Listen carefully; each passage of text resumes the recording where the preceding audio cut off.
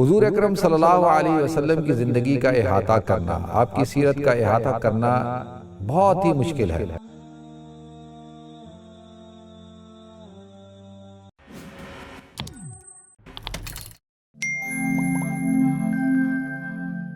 والعاقبۃ للمتقین والصلاۃ والسلام علی اشرف الانبیاء والمرسلین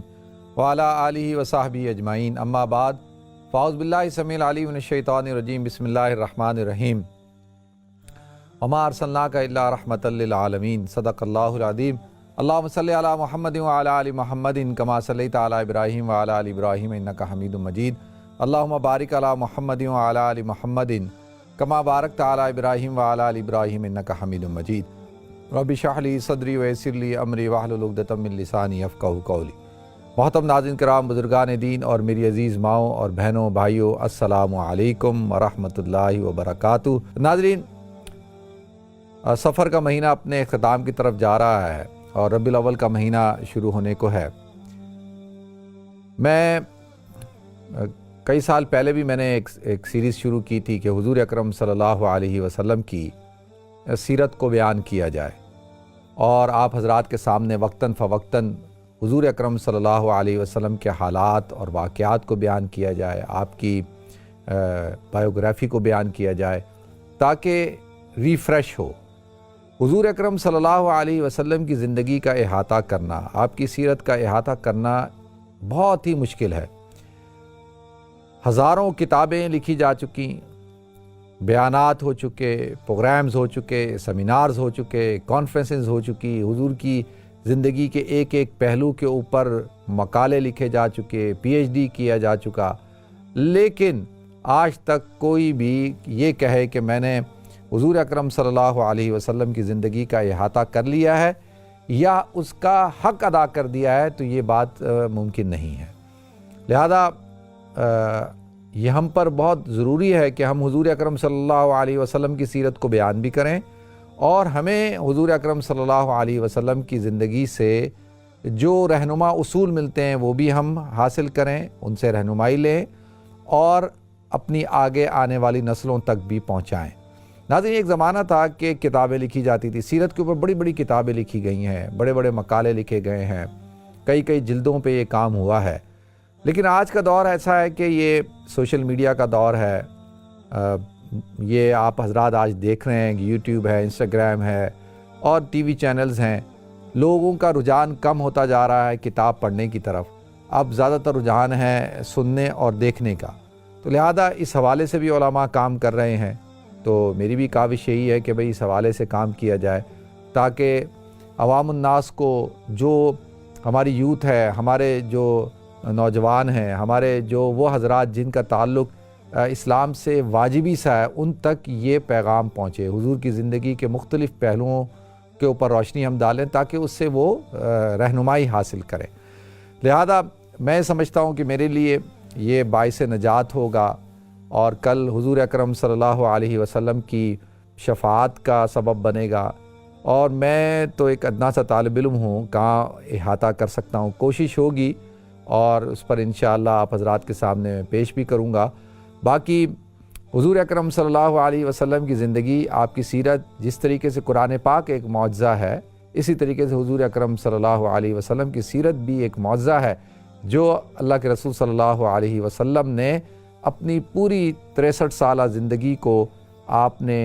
اس وقت کے لوگوں کے سامنے عملی طور پر، جو آپ کو دیکھتے تھے روزانہ کی بنیاد پہ، چاہے وہ مسلمان ہو چاہے وہ غیر مسلم ہو، اور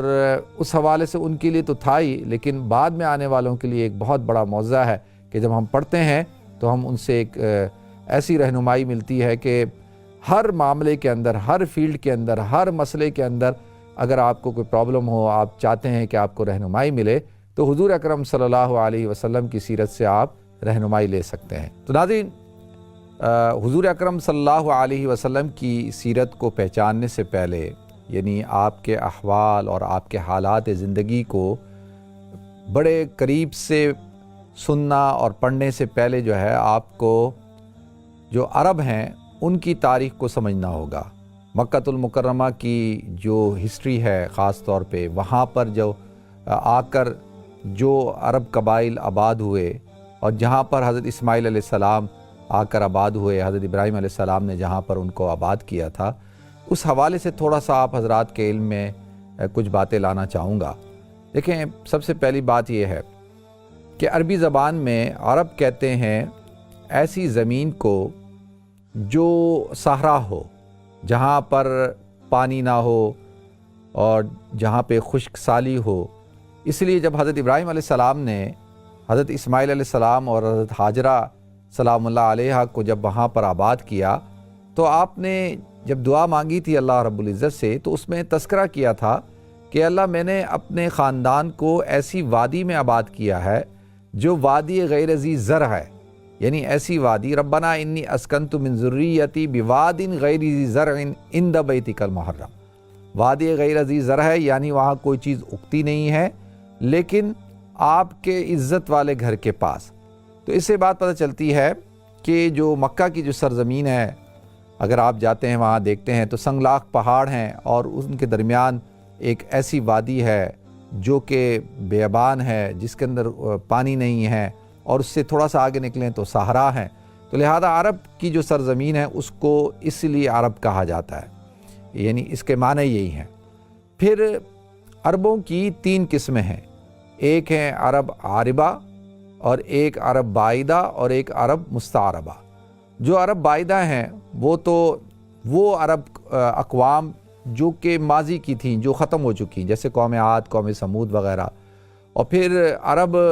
عاربہ وہ اقوام جو قحطانی عرب ہیں، اور اسی طریقے سے عرب مستعربہ یعنی وہ عرب قومیں جن کے جد اعلیٰ حضرت ابراہیم علیہ السلام ہیں، یعنی حضرت ابراہیم علیہ السلام کے صاحبزادے حضرت اسماعیل علیہ السلام۔ جب حضرت ابراہیم علیہ السلام کو اولاد عطا کی تو ناظرین، حضرت ہاجرہ سے حضرت اسماعیل علیہ السلام پیدا ہوئے، اور آپ حضرات کے علم میں یہ بات ہے کہ حضرت ابراہیم علیہ السلام تو عراق میں پیدا ہوئے تھے، اور آپ وہاں سے سفر کرتے ہوئے فلسطین بھی گئے ہیں، ہبرون الخلیل جہاں پہ مسجد ابراہیمی موجود ہے، اور آپ کا ایک سفر جو ہے وہ ایجپٹ کا بھی ہے، مصر کا بھی ہے، اور جہاں پہ حضرت سارہ آپ کے ساتھ تھیں، اور جو اس وقت کا فرعون تھا، جب اس نے حضرت سارہ علیہ السلام کے بارے میں سنا اور جب آپ کو دیکھا تو اس نے آپ کے ساتھ بدتمیزی کرنے کی کوشش کی، تو اللہ رب العزت نے اس کے ہاتھوں کو اور اس کے جسم کو شل کر دیا تھا۔ تو پھر اس نے معافی مانگی تو حضرت سارہ نے اس کو معاف کر دیا، اور اس کو اس بات کا یقین ہو گیا کہ یہ حضرت سارہ اور حضرت ابراہیم یقینی طور پر کوئی بڑی ہی مقدس شخصیات ہیں۔ تو لہذا اس نے اپنی جو صاحبزادی ہیں حضرت ہاجرہ، ان کا نکاح ان کو دیا حضرت ابراہیم علیہ السلام کے نکاح میں، اور وہ خدمت کرتی تھیں حضرت سارہ کی۔ تو لہذا اس طریقے سے حضرت ہاجرہ سے حضرت ابراہیم علیہ السلام کا نکاح ہو گیا۔ ناظرین، اب اللہ رب العزت نے حضرت ہاجرہ سے حضرت ابراہیم علیہ السلام کو اولاد عطا فرمائی جو کہ حضرت اسماعیل علیہ السلام ہے، اور حضرت اسماعیل علیہ السلام حضرت اسحاق علیہ السلام سے 13 سال عمر میں بڑے ہیں، اور جس وقت اللہ رب العزت نے حکم دیا حضرت ابراہیم علیہ السلام کو کہ بھئی آپ اپنے بیٹے کو ذبح کریں،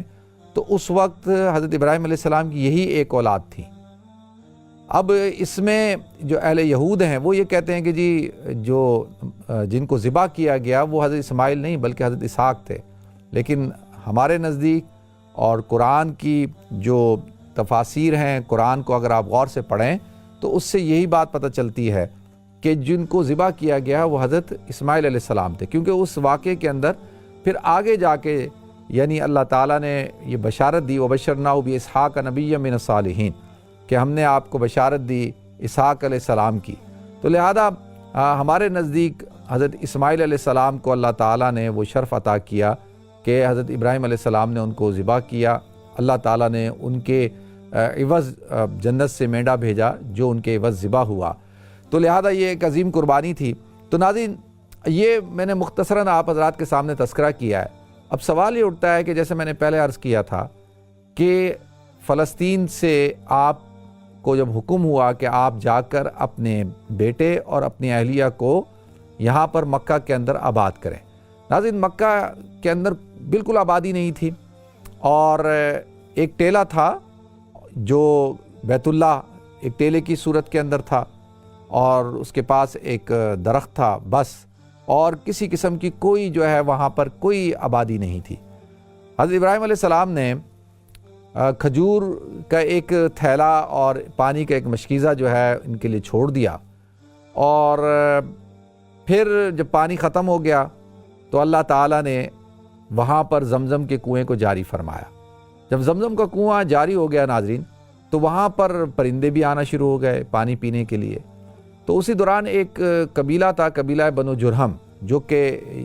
کہاں کے رہنے والے تھے؟ یہ حضرات یمن کے رہنے والے تھے۔ یہ ٹریول کر رہے تھے اور پانی کی تلاش میں جب نکلے تو انہوں نے یہاں پر پانی کے اس کنویں کو پایا، تو لہذا اس حوالے سے انہوں نے حضرت ہاجرہ سے اجازت لی اور قبیلہ بنو جرہم جو ہے وہ آ کر یہاں پر آباد ہو گیا۔ کہاں؟ مکۃ المکرمہ میں۔ تو ناظرین، حضرت ابراہیم علیہ السلام کو اب اللہ تعالیٰ نے خواب دکھایا جس کا میں نے تذکرہ کیا۔ پہلا سفر ہو گیا کہ آپ چھوڑنے کے لیے آئے حضرت ہاجرہ کو اور حضرت اسماعیل علیہ السلام کو جب وہ بالکل چھوٹے تھے۔ پھر اللہ تعالیٰ نے خواب دکھایا کہ بھئی جاؤ اور اپنے بیٹے کو ذبح کرو۔ فلما بلغ معہ السعی قال یا بنی انی اری فی المنام انی اذبحک، کہ میں نے خواب میں دیکھا ہے میرے پیارے بیٹے کہ میں آپ کو ذبح کر رہا ہوں۔ تو یہ دوسرا سفر تھا حضرت ابراہیم علیہ السلام کا۔ اور ناظرین، اس کے بعد پھر آپ کا تیسرا سفر ہوا ہے جب حضرت اسماعیل علیہ السلام موجود نہیں تھے اور حضرت ہاجرہ کا انتقال ہو چکا تھا۔ آپ آئے، آ کے آپ نے پوچھا کہ بھئی اسماعیل کہاں ہیں؟ تو انہوں نے کہا جی اسماعیل تو باہر گئے ہوئے ہیں۔ تو پوچھا کہ بھئی کیا، ان کی بیوی سے پوچھا کیسے حالات چل رہے ہیں؟ تو انہوں نے کہا جی بہت ہی برے حالات ہیں، اور شکوہ شکایت کی۔ تو جب حضرت ابراہیم علیہ السلام رخصت ہونے لگے تو انہوں نے اس خاتون سے کہا کہ جب اسماعیل آ جائیں تو ان سے کہنا کہ اپنے گھر کی کنڈی کو بدل لو۔ تو لہذا جب وہ آئے حضرت اسماعیل علیہ السلام تو اپنی اہلیہ سے پوچھا کہ کیا حالات ہیں؟ انہوں نے کہا جی ایک بوڑھا شخص آیا تھا اور اس طرح سے کہہ کے گیا۔ تو کہا کہ وہ تو میرے والد محترم تھے اور مجھے کہہ کے گئے کہ میں تمہیں طلاق دے دوں۔ تو لہذا انہوں نے پھر دوسری شادی کی جو کہ قبیلہ بنو جرہم کے جو سردار تھے میزاز، ان کی بیٹی تھی۔